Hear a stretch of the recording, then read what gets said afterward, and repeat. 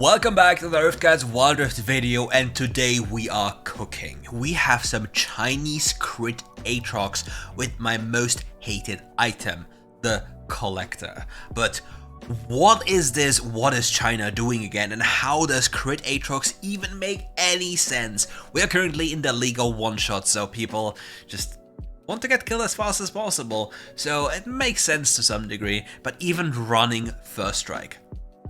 So this setup is completely insane, completely nuts. It's a complete nut job, but let's see how he plays this and what specifics we can take away from this and what we can do in the future to maybe steal some of his little tricks for our own gameplay.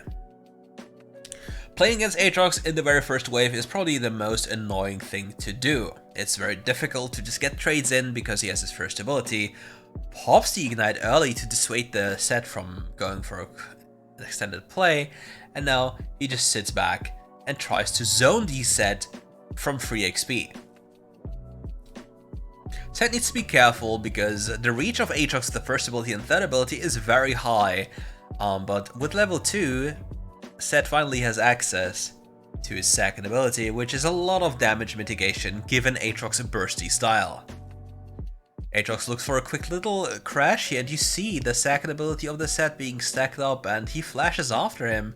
It's not at risk of dying, and I think using the second ability is a big mistake by the set here because it's a massive cooldown, and now this opens up the Aatrox to go for a play because he used that ability.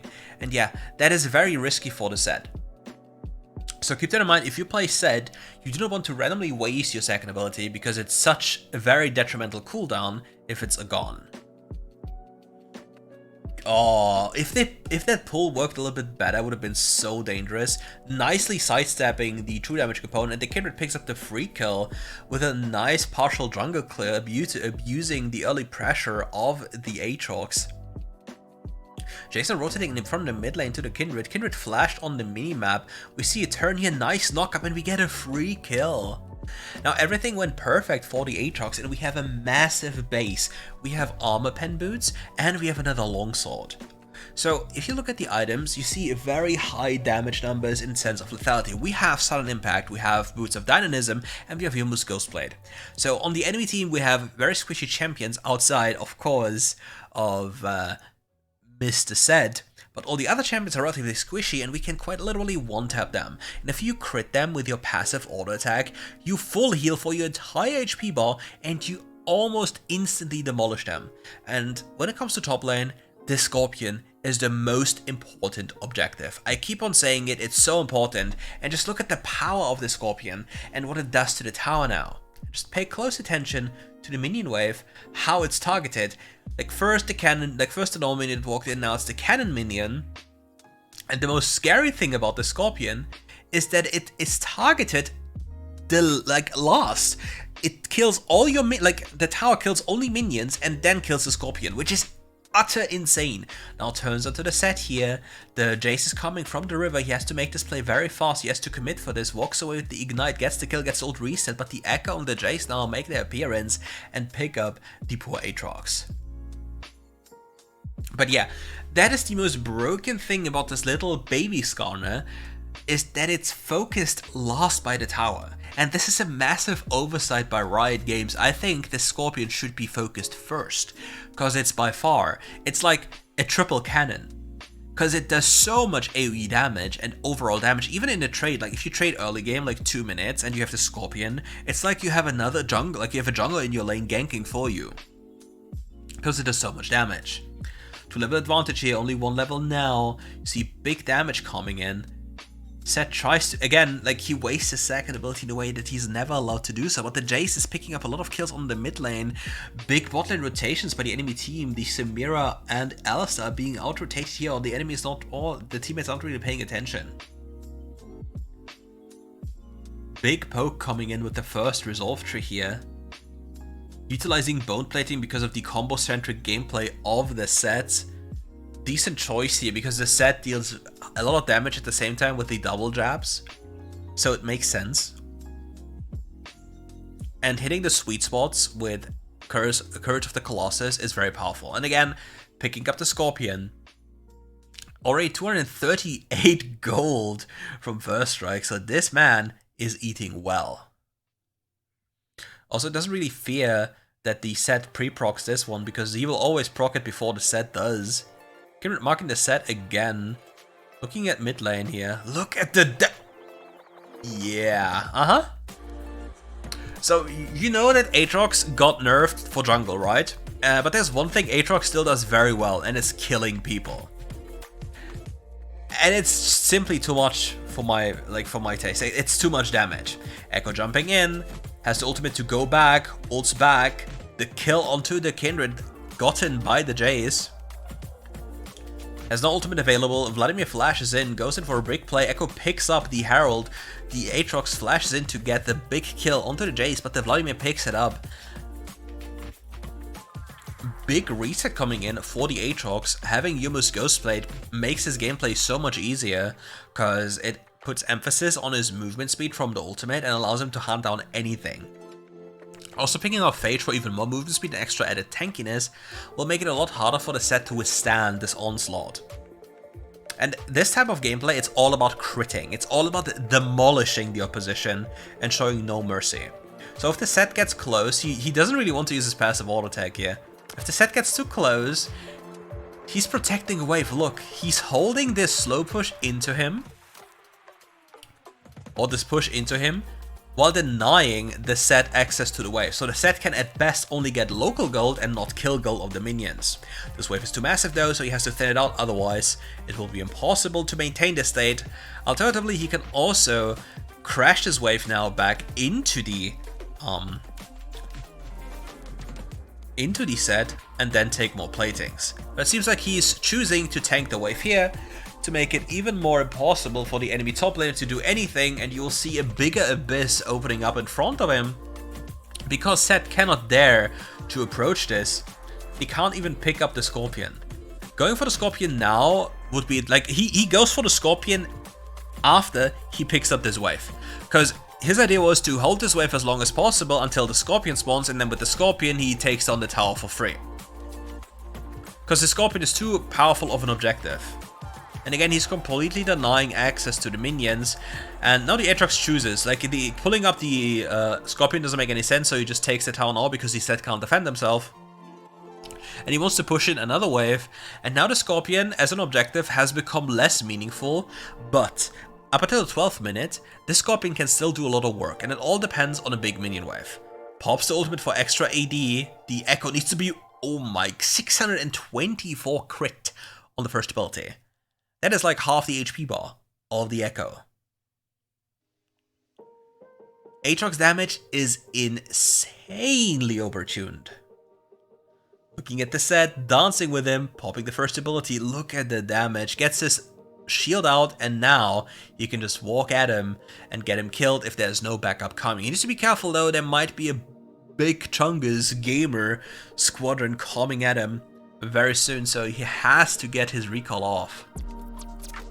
As the Strifles in base, putting even more emphasis on the bursty nature of this Aatrox. But the next item is my most hated enemy, the Collector. But in this instance, I will defend it for one reason. He wants to go crit, cool and all, and he wants to go for lethality, and he already has a lot of lethality, so he adds more lethality to the mix, and putting the enemy's resistance towards 0 is very powerful. And Mortal Reminder, sadly, is just a joke of an item. So yeah, here we are. Look at the damage he's dealing to this set. Being pulled away, and now he just hunts him down, pops the first ability, and he just collapses him. He just completely annihilates him on the tower without any way to defend himself. Like, this damage is just a tiny bit too insane if you ask me. I wonder if we'll get all these skins back. You know, I really wish there was a content creator program for WildRift, and where I'd actually have unlocked skins, you know, so I could show you guys all the skins in the game without having to pay my liver for skins in a game with terrible matchmaking. As ultimate again flashes away for the combo. There's so much damage to the Jace. Has to be careful. The set is now here as well. Jace looking for another combo here over the wall. Dies to the ignite. Sidesteps the second ability of the set and now hunts down the set again. Or didn't use his third ability early enough to get the hit with the second ability as well. But doesn't matter. He now will pick up the Collector after this next wave. And yeah, if you want more builds of champions, be it Chinese ones, be it top 1 ones, be it ones I deem as very good, feel free to check out our Patreon and become a member. For the Diamond tier, you get access to all of the builds. We are still creating a free version of this, so there will also be a free version. You'll have videos of this, you'll have the item builds of this, everything at one glance. And for other tiers, we even have replay analysis. But this section, like all of this is still being built, like it's still in beta, so keep that in mind. But if you want to support us, feel free to check it out. And also feel free to check out the channel in the description below for more of this gameplay. Because I find it very interesting to watch off-meta weird builds trying to maneuver themselves in a full one-shot meta. Yuumi over the wall here with the Zarya. Zarya very powerful against the Aatrox because the Aatrox can only run at you and the Zarya is very good into people that run at you. Echo! What? Where did he go? But you see the damage of the Zarya. Like, in all honesty, Zarya is not a champion that's balanced. Like, you can't tell me with a straight face that Zarya is balanced. Like, every AD carry player, I understand that you're pissed that mages deal too much damage and everything one-shots. But really, Zarya as a champion does way too much damage. And the only reason why she's not Giga, Borderline, or Mega broken is because she doesn't have enough range. But you can change this issue by running Ghost. Because you have so much, like, you basically completely distort Zarya's purpose of being a champion that's very good into engage and just use the superior damage of Zarya to run down people. Imagine a champion that has a crit bonus, like that has bonus damage on hit, depending on your damage dealt. And you can build Infinity Edge and crit all the time. And it is also an attack speed steroid while you're running lethal tempo. While you pull back 50 billion feathers, dealing 10 gazillion burst. It's completely cracked out of their minds. And yeah, this thing will also get even crazier, because look, we'll have Infinity Edge and Bloodthirster very late, so the damage is going to skyrocket even more, and the sustain is going to be insane, and you're gonna be like, what is this damage? Similar to me. Pops Orbit, collect the first one, free kill here, Samira drops the GG, you know why, onto the forehead of the enemies. Only one person's left alive, and he's on the bottom side of the map, clearing the waves, left alone, poor guy. His team now picking up the Nexus shield over the Baron here. As it seems like, I really hope they get the Nexus shield, because that would be the probably best play here, because the Baron at this point in time is only a good objective to get the Nexus shield away. So not getting the Nexus shield and not getting Baron would be quite the loss, if I may say so. Infinity Edge being picked up now. We have 336.80, and the moment we pop R, it's going to be crazy in terms of numbers. So you best believe that we are going to see some big one-shots. Pops over the wall, just... Well, you just one-tapped the Yuumi. He just walked up, one-tapped the Yuumi and refused to elaborate.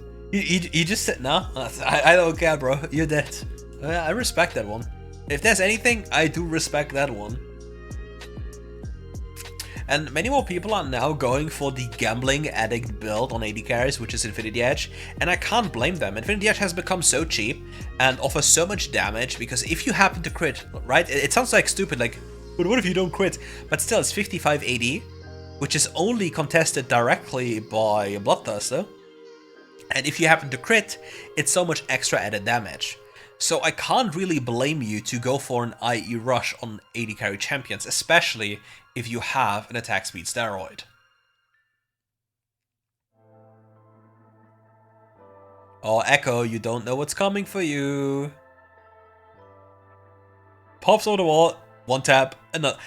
Wait. I will go back in time, I'm sorry. Look at this. Look at this. 1532 crit with an auto attack. Yeppers. Yep. And that's what I mean. This is the purpose of this build. One hit wonder, one crit, one tap. The one punch man. The one stab man. London, bruv. Nah, I'm sorry. But yeah. This is an insane amount of damage. Completely embracing the league of one-shots.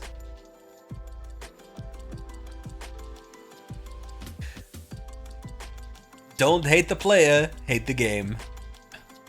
He's just finding his purpose and place in this absolute madness of a video game. Pops off the wall, gets the Grump, and now we'll pick up the Bloodthirster, adding even more AD to his item build. Come on, check your AD. 449. If you press his ult, this number is going to skyrocket. And I think at this point he can quite literally one-tap Desire with an auto attack. He can literally one-shot someone with an auto attack right now if he happens to crit. Please show us. Come on. Yes. Boop. He just one-shot that guy. He just one-shot with an auto attack. How stupid is this? You can't make this shit up. You really can't. It's astonishing to me, honestly. It's actually astonishing to me. But yeah.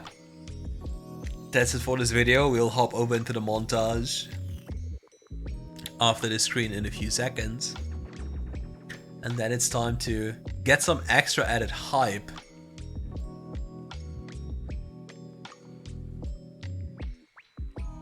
That was some messed up stuff, to say the least. Okay. Vladimir coming around the corner, gets instantly one-tap with the ult of the Aatrox. The Thresh is flaying him, hooking him as well, pops the QSS, goes for the Draven in the backline, tries to kite back, one-shots the Draven as well in the backline, survives the onslaught, looks for a play here, gets the auto attack off and survives this play. Wait, it's not even over? And the Evelyn dies as well. Stay mad, bozo. Yuumi on the back. Thresh on the run here, getting closer, Draven in the back line, the Thresh nearly getting one-tap, Kha'Zix looking at the left, the Yuumi ult is being popped, he kites away, gets another reset, looks for a potential play here, gets an auto attack, gets another first abilities, third charge onto the enemy, now the Draven is left on the front line, doesn't have enough damage, and they're just one shot left and right, and he's constantly dying. Lee Sin dash kicks over the wall, Twisted Fate coming in, yellow card connects, looks it's the ultimate, but the Fischl is on the run, Ezreal ult connects as well, and they're flashing over the wall now, gets the second charge of the first abilities on the sweet spot. The Aatrox gets hit by the Chains of Corruption, but is still surviving. Look at the damage, look at the state, look at the healing, and he gets the win here. Pops the ult, goes over the wall, hands down the Lee Sin. Lee Sin flashes away, but there's a Varus with another ultimate, but it's not enough. The Renekton comes here with the Protocol ult and the second ability combo, but it's not going to be enough. He's not having enough damage to deal with them, and he's going to get the free kill. Deluxe as well sidesteps the first ability, and Deluxe will also fall to this Aatrox without any chance. Nah, Fizz, you do not want this, okay. We got... Yeah, the one shot here, we love this. He just one-tapped that guy, he just didn't care. Oh, Aatrox, you do not. Oh no, but what? He just killed him. He just one-tapped that, bro. He just. Nah. No. No. That is not okay. No. That is too much damage. Nah. That's the end of this video. I'm actually sick to my stomach. And if you enjoyed the video, leave a like, subscribe to the channel. If you enjoyed this content, come back for more. Check out our Patreon, check out everything. I'm actually sick right now. This was too much for me. Anyways, thank you all for watching. See you soon and enjoy WildRift gaming experience.